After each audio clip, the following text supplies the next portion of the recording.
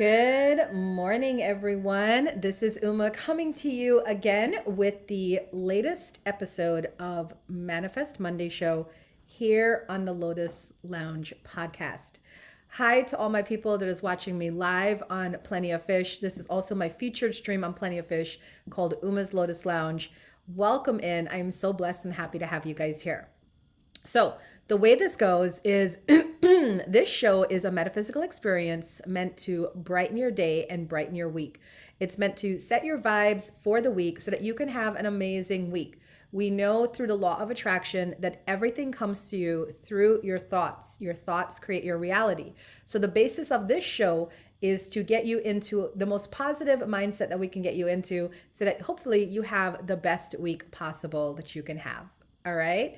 So I have my bowl, I have my cards, I have my affirmations, and I, of course, have our metaphysical topic of the week. So if you're watching live or listening to the recording, get some tea, some green tea, sit back, relax, and enjoy this next few moments with me, Uma B.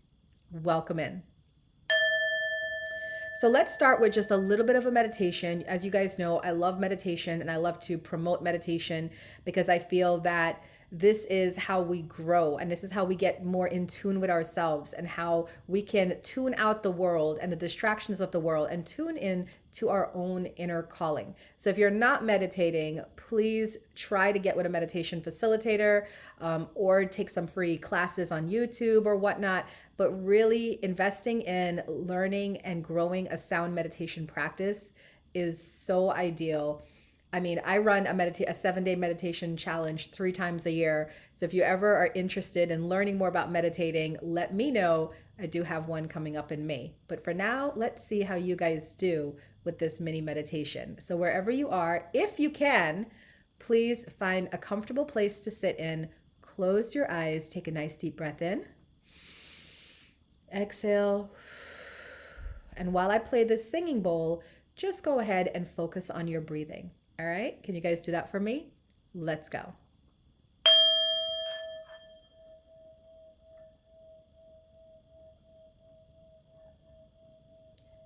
Now, some of you might not be able to hear this because it's so low, but I'm going to try to raise the frequency for you.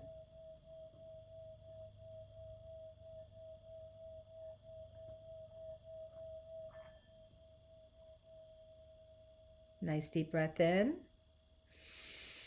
and exhale.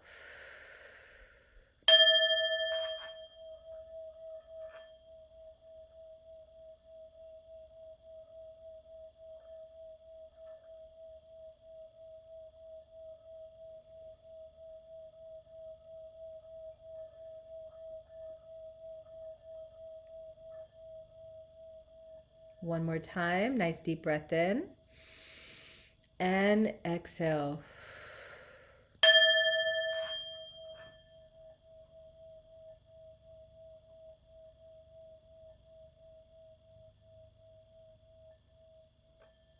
All right.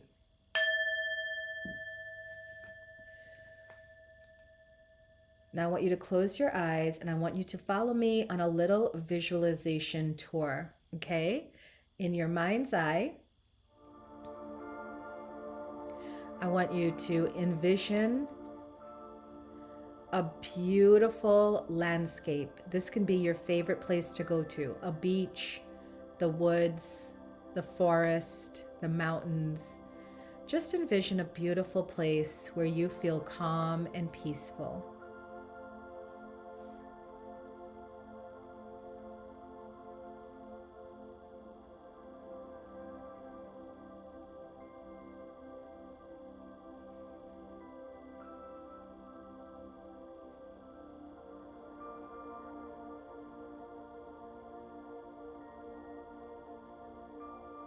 Now I want you to find a comfortable place to sit. If you're at the beach, you can just lay in the sand.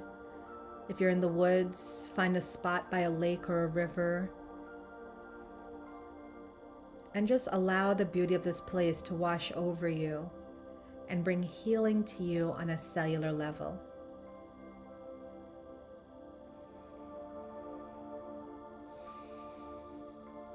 Allow your mind to relax. Allow your body to just let go of any fears, worries, tensions, concerns, anxieties, and just be grateful for this moment.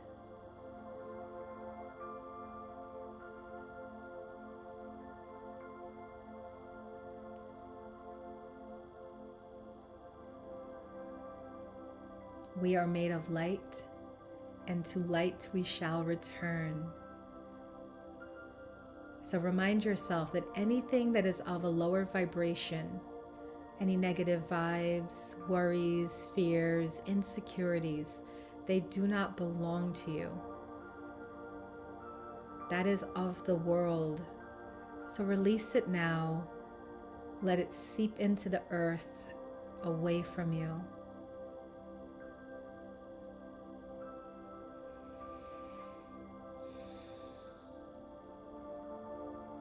Now envision how you would like this week to go.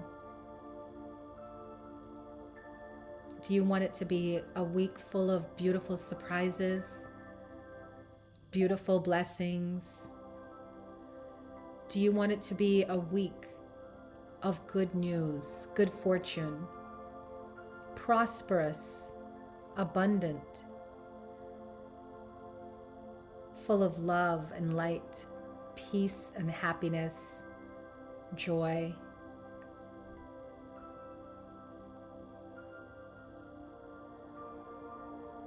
Let your mind wander about the kind of week that you would like.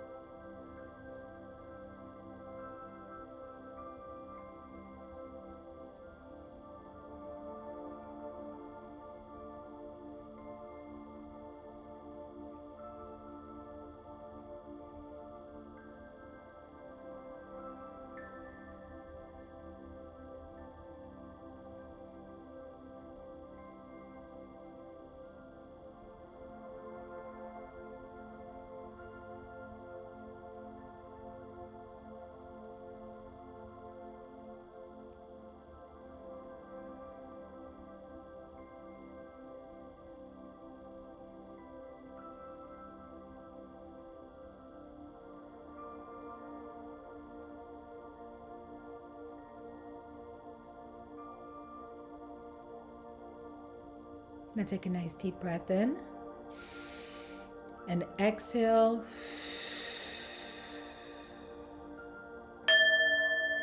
Let's release that into the universe to be manifested in our lives. So be it, and so it is. Deep breath in and exhale. Alrighty. Wonderful job, guys. Wonderful. So now let's follow up that feel-good energy of meditation with some affirmations. I have 3 affirmations. Affirmation 1, affirmation 2, and affirmation 3. Just take a moment to tune into your spirit guides, your ancestors, your angels, whatever you believe in. It is all welcome here in the Lotus Lounge, okay? So just take a minute to tune in, center yourself, and ask, what message do I need to hear today? What is my affirmation of the day? And I like to think of this as a message from my higher self to me. Because, there's times in life where you're down, you're out, the world feels like it's winning, it's beating you. And then your higher self just comes in and says, no, we got this. Remember, you are. And there's your affirmation, okay? So if you're watching live, feel free to put a number in the comments, 1, 2, or 3, and I'll tell you what number that corresponds to. And if you're watching the recording, you can also play along by dropping a comment, 1, 2, or 3, and letting us know which affirmation spoke to you, okay? So for those of you that chose affirmation 1, your spirit is telling you, you are open. You are open. Your higher guidance communicates with you through ideas. Stay open to receiving messages everywhere. That is your affirmation of the day. You are open, you're an open channel. Don't doubt the messages that you receive, don't doubt your intuition, right? Your higher guidance is always communicating with you, and it's coming to you through these new and brilliant ideas that you have. So trust the ideas that you receive, right? And stay open to receiving messages everywhere. That is your affirmation if you are affirmation 1. For those of you that chose affirmation 2, you are grateful. You are grateful. Gratitude awakens the good to unfold in your life. So if you're going through it, for those of you that chose card 2, Spirit says the easiest way to get back into alignment is to just be grateful for the things that are happening, the good, the bad, and the ugly, because you are still here and you are living your life. So allow the gratitude energy to awaken more good to unfold in your life. All right, that is for those of you that chose affirmation 2.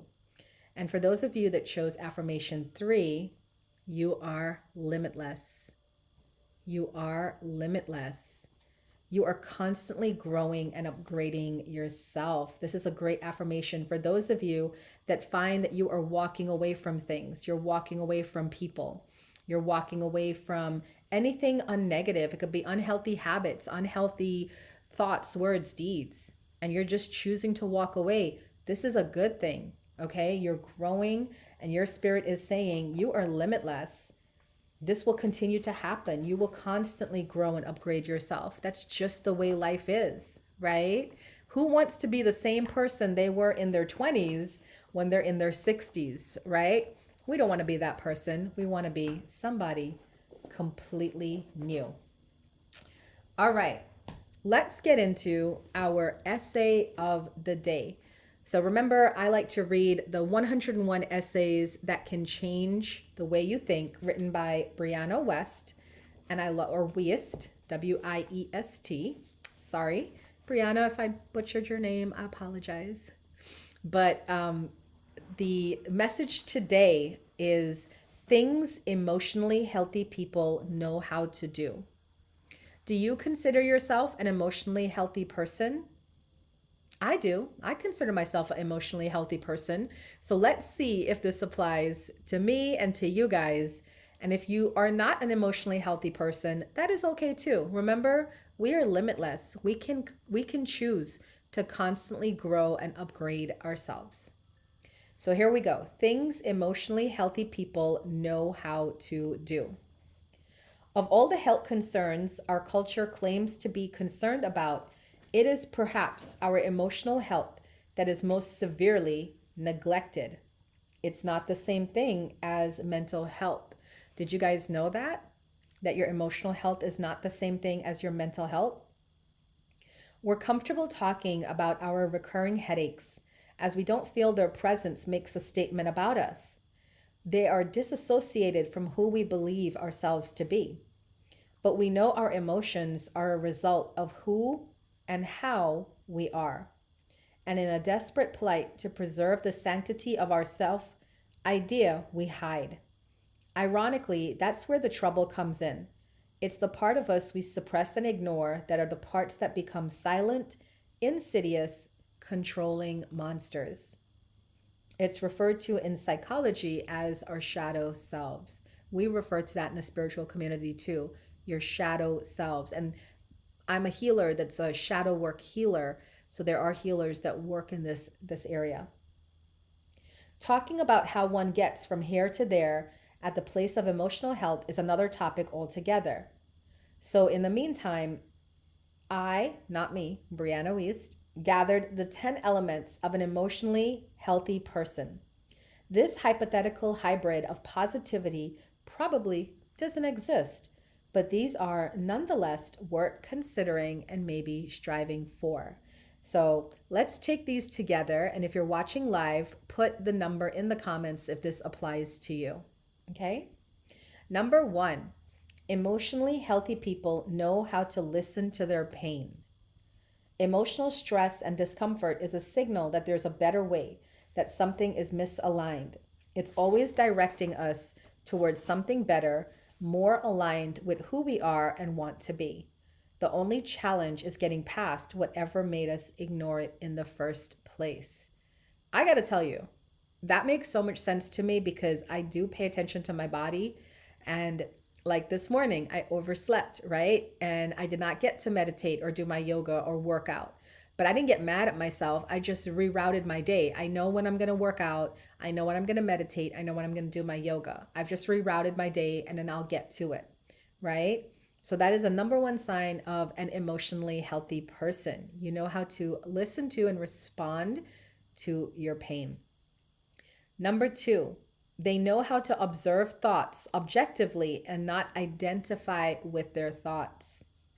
You are not your thoughts. You are not your feelings. You are the being that observes, reacts, uses, generates, and experiences those things. This is to say, you can't control them, but they don't control you. You choose what you think about. You choose what you allow to pass.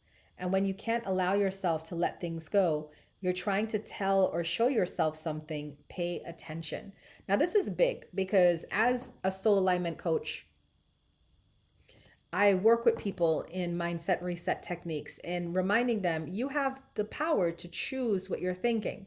And I sometimes hit some roadblocks with some of my clients because let's say you have a woman who cannot accept a breakup. You know, let's say her boyfriend broke up with her, he's done, he's moved on, and she cannot accept it. And I would say to her something like, you know, you're choosing to focus on him. You're choosing to feel this way. And she would always say, no, no, I'm not. No, I'm not. This is just how I feel. I can't stop thinking about him. Yes, you can. You can stop thinking about him. You just choose not to. And it always falls on deaf ears, you know, because that is somebody who identifies with their thoughts. They believe that their thoughts are themselves. So that's why it feels to them, it's uncontrollable. So pay attention. If you observe your thoughts, then you're on the right track. That is a sign of an emotionally healthy person. But if you cannot, right, be in control of your thoughts or realize your thoughts are separate from you, that is an area to work on. All right. Number three, they can see within them the things they dislike in others. This is so key. One more time for the people in the back. You love in others what you love in yourself. You hate in others what you cannot see in yourself. When you practice self-identifying every time you find yourself frustrated or inexplicably annoyed with someone at their behavior, you tap into an ultimate tool for growth and the fastest route to creating a more peaceful existence for yourself. You're no longer at the whim of other people's behaviors because ultimately you were never angered by them. It always existed in you. I have a funny story to tell about this. There is this streamer that's on the streaming apps like me. She's very popular, very famous, but also very controversial. And she was recently in a bunch of, drama and trauma on the app and whatnot. And there's a lot of people that now are beginning to see her true colors and a lot of people that don't like her. But there's also a lot of people that still support her and her level of toxicity. I used to have such a problem with this streamer. I really did. I just really could not stand her. If she failed, I was happy. If she succeeded, I was jealous. I was angry, because I did this. I realized that the way I was feeling about her was the way I was feeling about myself. And years ago, when I had started, I used to go to her stream and I used to just really hate on her in my mind, And I realized that she represented there was a part in me. And there was this, because what I see in her is a scared little girl. I just see a scared little girl that cannot love fully because she doesn't love herself. She keeps getting all this, plastic surgery and doing these wild, crazy things and being proud of this like toxic behavior. But I remember a time when I used to be there too. When I used to just want all this attention and I want people to pay attention to me and I was jealous of everybody and envious of everybody. And I wanted to put myself on a pedestal and have everybody below me, just like she's doing now. And when I stopped hating on her was when I realized she's younger than me, by like a decade. And she's going to grow. She's going to grow. She's going to grow out of it the same way I grew out of it, because now I don't care for attention. Now I don't care if people pay attention to me or not. I'm just here to do my work and enjoy my life. And hey, if people love it, they love it. If they hate it, they hate it. It doesn't bother me anymore. And when I saw that she recently got into like some more drama and trauma, it's like I dislike her because of the way she moves and whatever, but I'm not angered or jealous or hateful. I'm just kind of like, one day you're going to grow out of all of this. This is the way I think now, right? One day you're going to grow out of all of this. And I can't wait for that day for you, because I'm here and it feels so much better. So if you have a person that you really can't stand or is just irking you, it's not them, it's you. And then when you work on that part about yourself that identifies with that person, you're still not going to really care for them, but it wouldn't be such an emotional charge. Does that make sense? So that's a good point they brought up. Number 4, emotionally healthy people are able to differentiate loving something versus loving the idea of it, to be conscious of why they desire something, not just that they desire it. Ideas solve problems we make up in our heads. If we believe that we're unworthy of love, we need the idea of a loving partner who affirms how perfect we are to correct it. Without understanding that we want that love to fix something in us, we just think we desperately want love because we're romantic or because happy lives do not exist without it. But the people who are conscious of why they desire something are able to choose wants that are not based in solving a problem, but in something more genuine and healthy. That's a really good point. And you know what I find? When my clients, the ones that become successful in life, the ones that successfully complete like my programs, are the ones who reach this point. They're able to, at the end of me like working with them and them becoming more conscious and aware of their thoughts and doing these mindset reset techniques, at the end of the program, they don't need me anymore, which I'm happy for, because I don't ever want people to just be dependent on me for life. But they have trained themselves. They've learned how to identify, I'm feeling this kind of way, but am I feeling this way because of you or what I think it is about you? Or am I feeling this way because of myself? So that's a really good point. All right, number 5, emotionally healthy people know when it is time to break up with a friend. Let me hit the bell for this one, because Lord knows. Somebody told me one time, Uma, you change friends as regularly as I change my underwear. Emotionally healthy people know when it's time to break up with a friend. It's often difficult to determine the line between being committed to a relationship, even when it isn't sunshine and happiness, and knowing when it's time to step away from something that's no longer a positive force in your life. Often we feel almost guilted into remaining close with people to whom we don't actually feel obligation, and that is a recipe for emotional disaster. Emotionally healthy people can identify the people who are spiteful, jealous, or too wrapped in their own issues to not project them onto everybody else. Do these people need love and companionship too? Certainly. But sometimes walking away is the best way to do that. Most of the time, it's the healthiest choice. So here's a funny story. I actually recently walked away from a friend. She has no idea. She has no idea that I walked away from her, but I'm okay with that because I'm not trying to hurt people. There's like people on here that they like to say, oh, I'm a truth teller and I'm going to tell the truth no matter what.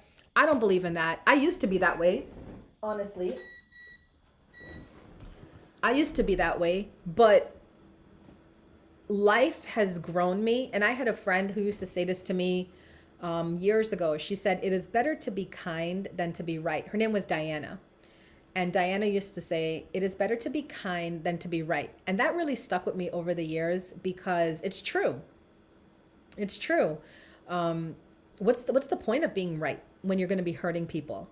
So this friend of mine, there's nothing really wrong with her. She wasn't mean to me. She wasn't bad to me. She was just a little toxic, She she's just a little toxic, and she every time we talk, I notice that the conversations were either focused on gossiping about people, about talking about other people, or about her struggles in life and what she was going through. So again, it's nothing bad what she was doing. It's just I'm not in that energy anymore. You know, when I first started streaming and stuff, of course, like I wanted to know everything and anything about who's doing what and this and that. But now I'm finding like the more involved I become in my life, and I've been a streamer for 3 years. So the more involved I become in my life, the less care and concern I have about what other people are doing. And then if I have a friend that all they can talk about is the problems they're in or the problems they're going through, I want to be a good friend and I want to be there for you. But that stuff is wearing me down because all I do every day is talk to my clients, talk to my Lotus Lounge family members about their problems, their issues, their trials, their tribulations, right? And I like doing that. I like being there for my clients, my family members, with my, my streaming career, to be there for them. That is what I signed on for with them. But in my personal life, I don't kind of want to do that. You know what I mean? In my personal life, I want to talk about fun stuff and have fun. I have a group of 3 girlfriends, Sarah, Danae, and Zaraima. And I love hanging out with my girlfriends because we all are having problems. We're all going through it. We have our own issues, our own family issues, our own money issues. But when we get together, man, when we get together, we just have fun. We put our cares and concerns to the side and we just laugh till we cry. You know what I'm saying? You ever had those moments with your friends where you're just laughing so hard your cheeks hurt? That's what we do every time we get together. We're like little kids. You would never know that this is a group of late 30s, 40s women with children and husbands and all of that. And we act like little kids. And I like that. I like that kind of energy with people. So that's a good point, that you have to know when it's time to end friendships. And it's not because the people are evil or mean or anything. It's just sometimes you outgrow people. And the way I end my friendships is I just kind of walk away and I stop calling people and stop reaching out to them. And then if they reach out to me, I'll take I'll take their calls or their texts or whatever, but I'll just start weeding them out so that eventually they'll just be like, you know what? I got some news to share. I'm not going to call Uma. I'll call somebody else. And then I just naturally weed out. Nobody's hurt. Nobody's hurt. All right, let's keep going. Number 6, emotionally healthy people live minimally, but realistically. Emotionally healthy people know that no physical acquisition can shock them into feeling what they desire, not for more than a moment anyway. So they forgo the rat race and learn to be grounded in the simplicity of life. They want not and waste not, keep in their space only things that are meaningful or useful. They are mindful and intentional, grateful and wise with what they consume and keep. How many of you do that? You're just very aware of the things that you have. I got to tell you guys a story. Of course, I'm a Gen Xer. I'm 46. So I grew up with these, they had these storybooks like Enid Blyton. Do you guys remember those storybooks? And like the teddy bear, the teddy bear, whatever. But they had these little cute storybooks, right? When I was growing up. And it was just these really cute little stories, like a teddy bear living in teddy bear land and all this stuff. But you know what really struck me that I really liked was the minimalism in those stories. Let's say you had, Mr. Teacup in Teacup Land, and you go into his house and he has like one spoon, one fork, one knife, one plate. I don't know why I love that so much, but now I realize I'm an emotionally healthy person, apparently. But it's the idea that we don't need a lot of things. And the world keeps pushing that on us, that you need this, you need to have this. You're doing this, you need to have that. But they're playing on your emotions, you see? They're playing on your emotions. So my advice is to just tune out of all of that and start thinking for yourself. What exactly do you need? I have a trip, a big business trip coming up in June. I'm going to Live Fest. For Meet Me, one of the apps that I stream. And the old Uma, Let me buy a whole new wardrobe, a whole new wardrobe to go. For what? For a couple of days to wear around people who really don't care that much about me, right? I'm not a big streamer, but so what am I doing this for? Why am I putting myself in debt? I have perfectly good clothes here, you know? So I bought like a few new outfits because I need some new outfits, and the rest I'll just rewear. It'll be fine. You know, it's going to be okay. And trust me, even if I wore like an old t-shirt and had a hole in it, I really don't think anybody's going to be sitting there judging me because nobody's looking at me that way. You know what I'm saying? So live minimally, right? You don't need as much stuff as you think you do. All right. Okay. Number 7, emotionally healthy people can be alone, right? Well, Wilma, let's not go that far back. Wilma said, is that fit from 2015? If I could fit clothes from 2015, what?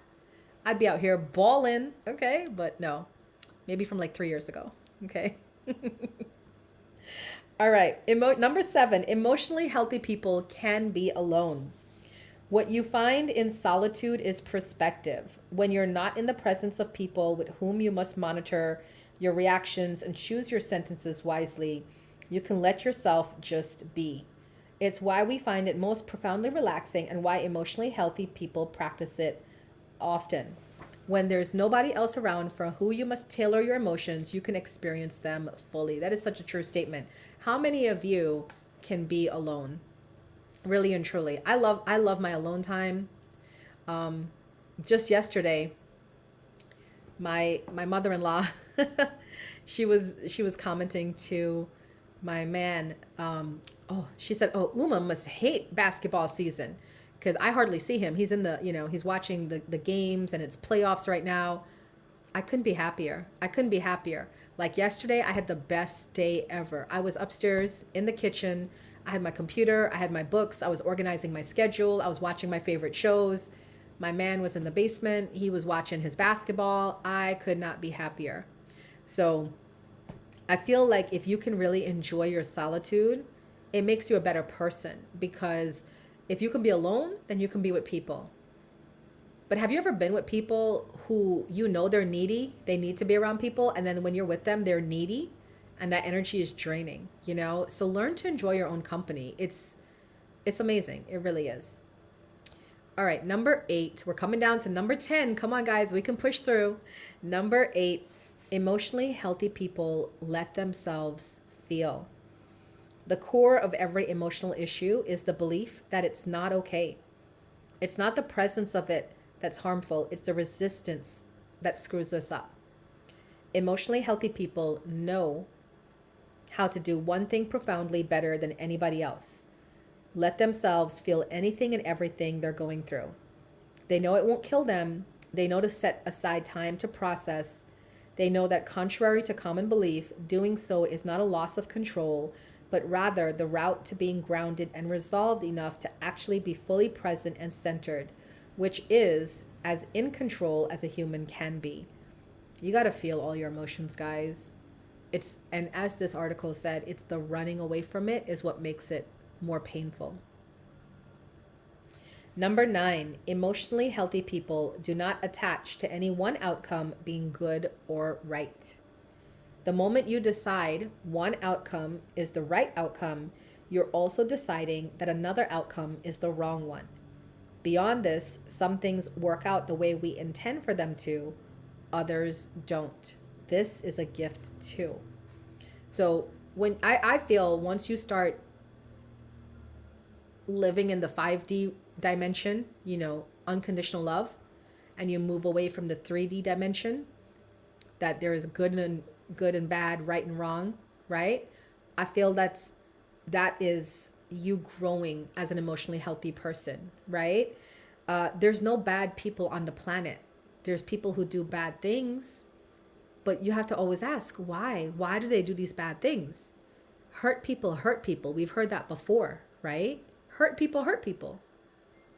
So if someone comes to you and they're mean to you, if you're on streams and they're trolling you, before responding to them, before lashing back at them, think about it for a second. What's going on in their life that they just come in to a complete stranger, they don't know you, and start spewing all this hate and negativity. It's not going to affect you. It can't affect you if you don't let it affect you, right? So no outcome is bad or good or right or wrong. Outcomes are just outcomes based off of the actions that are put forth. So emotionally healthy people know that and distinguish that. And finally, number 10, emotionally healthy people see the value and purpose of each and every experience. The point of anything is not what you get from having done it, it's who you become from having gone through it. It's about growth at the end of the day. The bad things grow you and the good things do too. And in reality, bad is only what you're taught or come to believe isn't right. The point is, it's not about how much you get right, it's about how much you get better. And every experience, the good, the bad, the terrible, wonderful, confusing, messy, great, does just that. In the words of Johanna de Salento, the only way to fail is to abstain. I love that, and that they ended with that. Everything is important, guys. Every single experience you have in life is important. And the quicker you understand that and the quicker you realize that, the better your life will be. That's very strong. Very strong, Wilma. Yeah. All right. That was our essay for the day. I hope you guys enjoyed it. I hope you liked it. All right. Let's end this podcast. And for those of you that are watching live, if you send me gifts on here, I will do a reading for you for the week. If you'd like. If not, we will be at the end of our show so I can take Q&A from you guys that are listening in. But for the podcast, let's go ahead and end with an inspirational message of the week, okay? And remember, guys, those of you that are watching the podcast, if you do want a reading for this week or you just want a reading in general for whatever you're going through, please feel free to hit me up on Instagram, Facebook, email, through my website, whatever works. All right. Our inspirational message of the week is live your soul, not a role. Be wary of pigeonholing yourself into certain roles, false identities, and fixed behaviors such as mother, father, boss, or worse, failure. These roles can leave you limited and unable to connect with and express your true nature. Present struggles with others can be attributed to falling under the spell of some type of role playing that does not allow your true spirit to shine and prevents genuine connection with others to occur. Your divine energy is calling you to connect with others in an authentic and available soul-to-soul way, recognizing the things you share in common and avoid false role-to-role interactions that create distance and misunderstanding. Your divine invitation: allow your divine energy to flow freely. Drop your defenses and pretenses and relax your fears. You are a beautiful and bright soul. Let others enjoy the real you. They will love you. All right? That is our message for the week. Live your soul, not a role. Don't get so tied to these labels that you have. Yes, we are mothers. Yes, we are sisters, daughters, girlfriends, wives, men. Same for you. Everybody has a role, right? But you don't have to be part of that. You can just say, I'm Uma. I'm a soul here to just have fun and have experiences and grow and learn. And I hope that you come and you grow and learn with me, right? That's the point of it. So live your soul, not a role. I want to thank you all for listening in to my podcast, the Lotus Lounge Podcast. Just a reminder, guys, if you missed this episode and you want to catch other episodes as well, my podcast is available on Spotify, iHeartRadio, Buzzsprout, Apple Podcasts, right? Just look for the Lotus Lounge Podcast. It's an orange background with a cartoon figure of me. It's free to subscribe, and you can also catch other shows that I have done in the past. All right. Thank you guys so much. And next week, we will have my co-host, Danae, back with me so we can get back to doing our weekly readings, weekly messages for all zodiac signs. Bye, guys. Have a great rest of your week.